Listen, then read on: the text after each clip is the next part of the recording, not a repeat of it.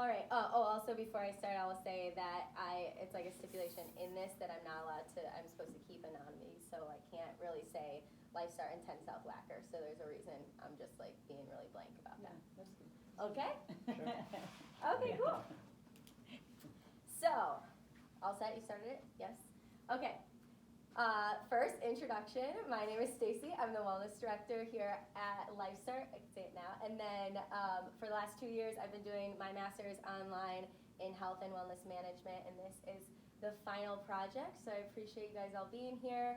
And I want to say thank you if you took the survey, and thank you to Laura for being my advisor for the project. All right, so let's get started. Talk a little bit about the test site. So a corporate office building in downtown Chicago. There are about 5,000 tenants in this building, and it houses 39 clients in a variety of industries that are anything from banking, oil, technology, law, logistics, and more. Company sizes range from as small as 6 all the way up to 1,000. And then we picked this building specifically because of the access to physical activity on site. So all tenants have the ability to go to the fitness center and become a member. We have around 2,300 members and 19 company partnerships at this location. And then it's managed by a team of health specialists. And we are meant to be as an extension to your benefits and your wellness and human resources department, providing things like personal training, group classes, and health coaching, webinars, meal plans, etc. All right, so I wanted to start very broad with workplace wellness in general. The definition is going to be a coordinated and comprehensive set of health promotion and protection strategies, anything from policies, benefits, environmental supports that help the employees' health and well-being. And people are implementing these at the workplaces for many reasons. It's because a lot of studies are showing that these lower healthcare costs and boost morale and help productivity. However, the results are mixed. So how can you actually get return on your investments? Some people do, some people don't. And I think the challenge in that is because there is so much that goes under the umbrella of workplace wellness. Like you can see, you can really put anything and label it a wellness program. So this project is specifically going to look at one tiny aspect of that, which is access to physical activity in the workplace, which presents its own challenges itself. So within access to physical activity and physical activity in general, there are so many variables. One is type. So access to physical activity can be a variety of things. It can be here, memberships on site to a fitness center. It can be outside gym memberships. It can be standing desks, walking meetings, giving access to bikes for active commute, anything like that. So we're obviously, for the type, going to be focusing on an on-site fitness centers. And then duration of physical activity, time of day of physical activity, frequency, and intensity are all going to contribute to that bottom line result. And then in addition, participation also. Right now it's at an overall 51%, so only about a little over half are actually participating in programs like these. And just providing access it reduces the barrier, but it's not going to actually make them do the physical act of physical activity. So my driving question throughout the whole thing is, can we maximize productivity through the access to physical activity in the workplace? And how we are going to look at that is using two of those variables, duration and time of day. I think it's important to look into the variables specifically so that we can start to maintain a standard or find a best practice to actually get the results that we want. So duration, in this study, we're going to use it as the standard that is set by the Office of Disease Prevention and Health of 150 minutes per week for adults 18 to 64. So we're using that as a benchmark because it's already been proven for benefits such as better brain health and functioning, and also reduced risk for disease. So we're hoping that extrapolates into productivity. And then time of day, employees now have access, if it's on site, to use it during the work hours, which a lot of employers are hesitant to provide that freedom just because you're taking hours out of your workday. Specifically, that might seem like you're not being that productive, but there are studies that might argue otherwise. So there's a study that shows that cognitive performance, or an increase in cognitive performance if you have short bouts of exercise throughout the day. And then there are also studies that show that sedentary behavior for long periods of time can actually take away the benefits of your exercise as much as 8% for each hour of sitting. So I'm thinking that perhaps letting your employees work out during the day won't take away from their productivity, it may enhance it.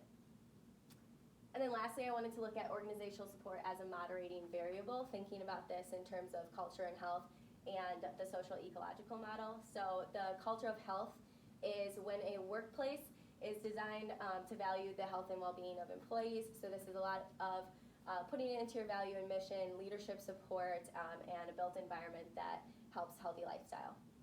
And then that goes along with the social ecological model, which basically says that your personal and your environmental supports are going to affect your behavior. So in this theory, if your employees feel like they have the support in the workplace, they're more inclined to do the healthy behaviors. And there are studies to show this, that the better the workplace culture, the higher the participation in workplace health promotion programs. All right. So to find this out, we sent out surveys to tenants of this building asking all kinds of questions about their physical activity, their perceived productivity, and then their perceived organizational support, with the goal of learning more about specific variables of physical activity and how that can affect productivity, and whether organizational support is a moderating variable. Okay, so we sent out 2,306 emails with a link to a voluntary survey. And like I said, it was demographic information, physical activity, productivity, and organizational support. Questions on that were all put together in one survey, and they were all taken from peer-reviewed, existing, proven measuring tools out there in research right now. So physical activity questions were pulled from the Global Physical Activity Questionnaire. For productivity, pulled from the Health and Work Performance Questionnaire. And then the organizational support was assessed by the Hero Health and Wellbeing Best Practice Scorecard. Out of that, 51 people completed the survey, and 56.9% were female, 43% were male. Ages were between 18 and 65, with the majority of them, 82%, falling between 25 and 64. And then 76% of respondents reported being in a direct management and supervising role. So physical activity first, overall. To gauge whether they are physically active, we asked them this question at the top: do you do any moderate to vigorous intensity sports, fitness, or recreation activities for 10 minutes consistently? And 48 individuals responded yes, while only 3 said that they did not. So we have a very active group that responded. Minutes per week was calculated using the questions: how many times per week did they work out, and then on average in those workouts, how many minutes was a typical workout. Of that, 29 respondents said that they got more than the 150, and then 22 said that they got less. The range was big, from 0 all the way to 720 minutes. Average was 209, and then the median was 180. So like I said, very physically active group. For time of day, kind of split. 52% said that they did work out between 9 and 5, so in those work hours. And then 39% said that they did so before 9 a.m. or after 5 p.m. And then 7.8 said NA. And then productivity. I specifically selected this tool so that it included absenteeism and presenteeism. So traditionally, when productivity is measured, it's better to use absenteeism. It's easier to show ROI because you can calculate salary very easily. However, that only accounts for if you're sick or take time off, vacation, and obviously you're losing productivity because you could have been at work. Those are hours of lost work. But presenteeism is also a huge contributor to lost productivity, and that is when someone is in the workplace but they aren't working to their full capacity. Then the tool, it puts it out into 4 different measures, 2 for each, absolute and relative. So I'll just go through those definitions real quick. Absolute is the hours of lost work, and this was assessed by the hours that they worked versus the hours that their employer expected them to work. And then relative, that's just expressed in a percentage. 0 would be that they are working more than expected, and then 1 is that they're always absent. Presenteeism, absolute, this was a rate of their overall performance on a scale of 1 to 10 and then put into a percentage. So this is how do they think they perform, and then relative was how do they think they perform in with the performance compared to the performance of most workers. All right, so presenteeism first. They think they are great. So we have a range pretty high, 60 to 100%, and the average is 84%, and then their relative presenteeism is 1.6. So this sample thinks that they perform pretty high, and they also think that they perform higher than their peers. And then absolute absenteeism, huge range here. So it went all the way from 56 hours of lost work to some people working 60 hours over what was expected of them. And on average, then it was and this is all on a 1 month scale, so 4.8 hours under what was expected of them in the last month.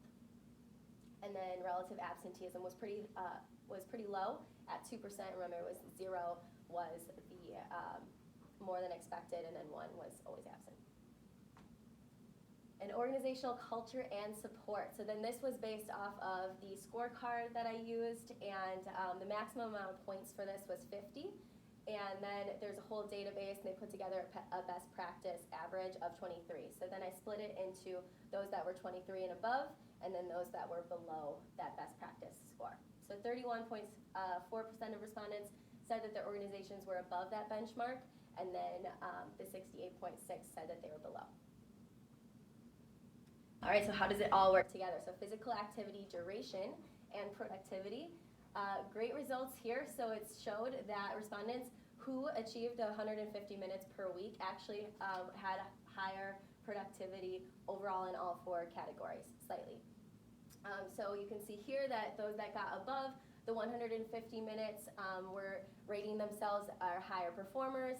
They thought of themselves better than most workers, a little bit more than those that were below. And then there was a pretty big difference between absolute absenteeism. So those that were below the 150 were working 9 hours under what was expected of them in a month, and then those above were actually were 1 hour under expected. And then these stayed pretty low, but the ones above the threshold were a little bit lower.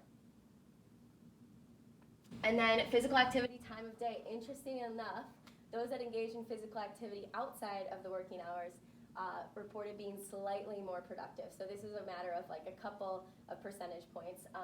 So we want to get more data on that. But my stuff showed that if you are getting exercise before 9 a.m. and after 5 p.m., then you are having lower amount of absences and you rate your performance higher overall. Interesting. And then organizational support, how does that come in?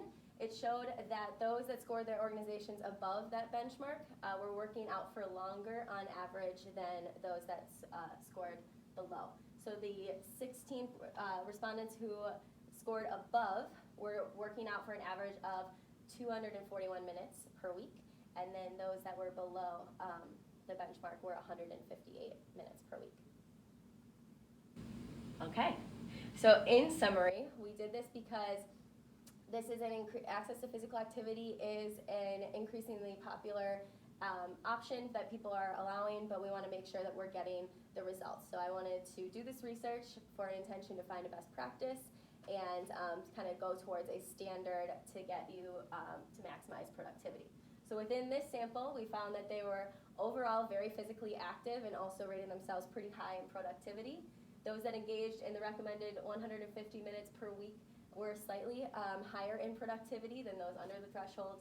There was a slight advantage to those who engaged in physical activity outside of the work hours, and then respondents who scored their organizations above best practices worked out for longer on average than those that were below. So this might suggest that high organizational support could lead to longer engagement in physical activity, which ultimately would result in higher productivity at work. And then like any good study, there are limitations, of course, so I just wanted to go through those. This is cross-sectional data, which means it was just taken for one point in time, and therefore we are not able to provide a complete cause and effect. So physical activity didn't completely affect productivity. There are so many other variables that you would have to consider. And then the sample also may not be totally representative of the entire population of this building. It was very small, 51 out of the 5,000 total. And it was on volunteer. There was no incentives for them to fill out the survey. Also, all respondents did use the fitness center, so it would be nice to get some ideas from those that did not. And then this is also self-reported data. With any of that, you're going to find find some inaccuracy, but that is why I picked the tools that were already measured and valid before, so that should help limit some of that inaccuracy. And moving forward, I think this is still a great benchmark to start more research on this subject, and further, I would like people to get more representative sample, going larger, getting more buildings in play, those who are physically active and those who are not, and then those who have access to on-site versus those who are not would be all helpful information. And as far as organizations, since it showed that organizational support does help with physical activity, then there are a few things from the Hero Health Card that organizations can apply into their workplace. That's right here. Is communicate health values to employees, so you can put that through mission and value statements, or actually make it one of the business's goals to focus on health and employee wellness. And incorporating policies, that is letting them use the resources that they have, the built environment, focusing on healthy eating, having things in place about tobacco and responsible alcohol, supporting work-life balance, and all of that. And then leadership support is a huge, crucial part of this. Leaders should be actively participating in any of the programs, show by example that they're working on their own well-being. They should publicly recognize their employees who are making healthy choices, and then they should also be held accountable for making sure that their employees are healthy and well. And then also lastly, just involve employees in wellness initiatives. So ask them what they want, let them provide their input. You can do this through formally asking them through a survey. And then also another great tactic is doing a committee, a wellness committee or wellness champions, and then not only providing a committee, but offering them the resources, the training, the toolkits, and contacts, rewarding them for becoming part of this. So thank you for attending, and with that, we'll open it to questions.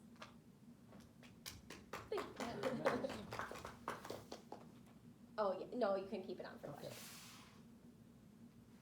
So the big thing is that you have to have access. All your data is based on these two buildings because the access to a fitness center. It would be interesting to see what the results would be otherwise. Yeah, yeah. So LifeStart having a presence, certainly, that's kind of a really good marketing pitch, right? Mm-hmm. Oh yeah, absolutely. Any fitness. Buildings without. So with your, I have a question on the, so the people who were not achieving the recommended activity, that 9 hours of below or absenteeism. So would you then use that as a, because I'm trying to think of the cost, right, to the company. So really, based on their payroll, it's 9 hours kind Times of all lost of their, all the employees. Yeah. It's really interesting. Yeah. Which you can quantify pretty crazy. Yeah. It'll be like thousands of dollars. Yeah, right? Yeah. And, because these programs aren't cheap, so they obviously want to see that turnaround, but yeah, interesting. Does the productivity, maybe you're saying the same thing. So there is a productivity gain for using the gym, of course, but does it offset the hours that are lost from a person participating in coming to the gym? Yes. So there actually was another measure that I didn't include, and that was putting it against, you can do how many people were absent from work and then versus the productivity in the office, and if it could offset. And it did show in a variety of it that people sometimes can offset what they lost on that with more productivity while they're in the office. So. I'd be interested to see how the different generations, so are people who are knocking on the door of retirement versus for people that just joined in those different categories, the time of day that they work out and their productivity, to see if it would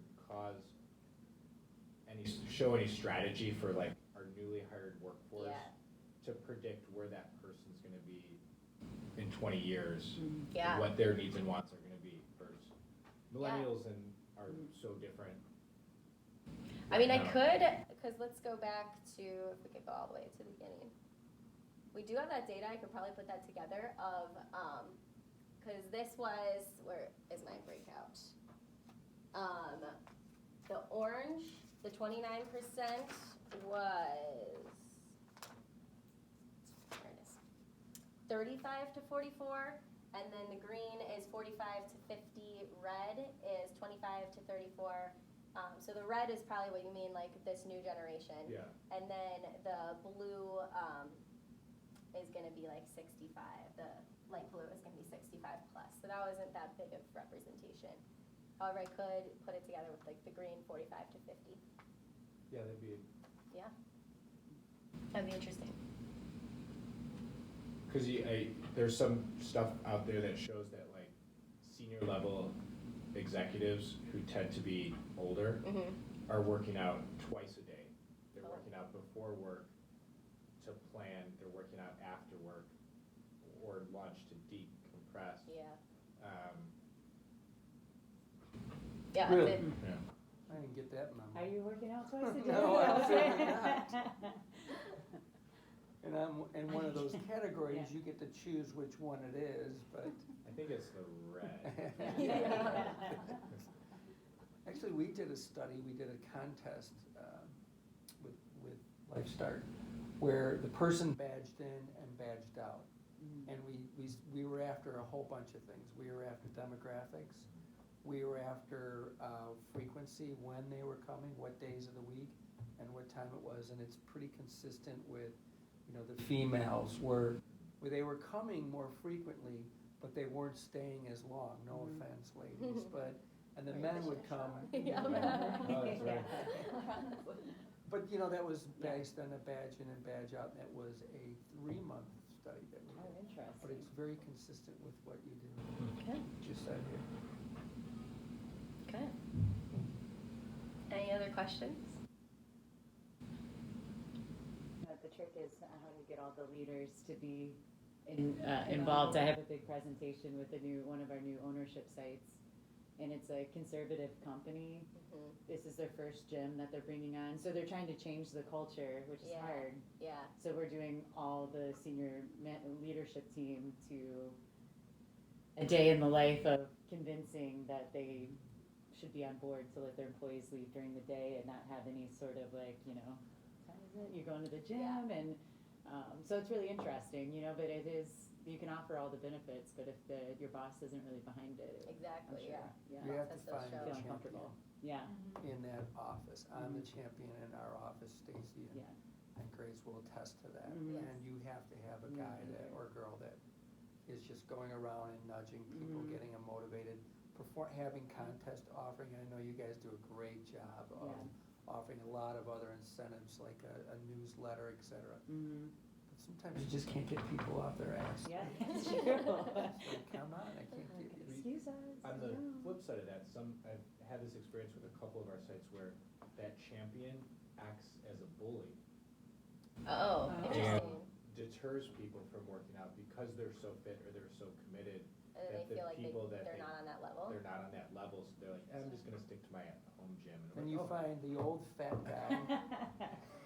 Yeah, well, they Come say- on, don't be like me, be like Yeah, so we the should He be." can do it. but They say champion the comes, wellness champions should be from like every department, every Yeah. age. So your and they actual come in committee so should many be. different forms, right? Yeah. It doesn't have to be a fit person, it could be the fun or the funny or That's the Yeah. quiet, the smart, I mean. Yeah, it should be like a representation of everything, Yeah. so that people think it's inclusive. This is great It is data great. for you Yeah. guys. Yeah, it's Really awesome. It was fun. Took a lot of I wish you got notes. more participation, I you know. know? Well, this is my second time Sorry. through because my first time I got 25, and I was Oh. like, I can't do anything with 25. For goodness sakes. so- Come on, people. Yeah. No, it's But- awesome. It's awesome data. I wish we, but then we are getting kind of the opposite side. We have 50,000 members that we could open it up to, but we're Yeah. not, we're getting the on-site. Everybody who cares So I have about a feeling it. This is even all opening trending it up, towards people who it'd be come about to the the center. same. Yep. How long Just on did a the larger survey scale. take? About 10 minutes. Would it be, I guess maybe for us in the future, or Mhm. for you, would it be something that if we were to set up a table or a booth, and since we're in the building, like, hey, we're doing a survey, just need 10 Yeah. minutes of your time? Yeah. And then all it is I put in Yeah. I put in just like calculations for all of those, and then you would just put in the spreadsheet so that once you export the data, then it would not take you so long to go through it. But yeah. You could analyze this across all your facilities that yeah. have similar. It'd be interesting to take it even within the companies who offer the different wellness programs of Yeah. what is working. And that and what's- specifically. Yeah, Yeah.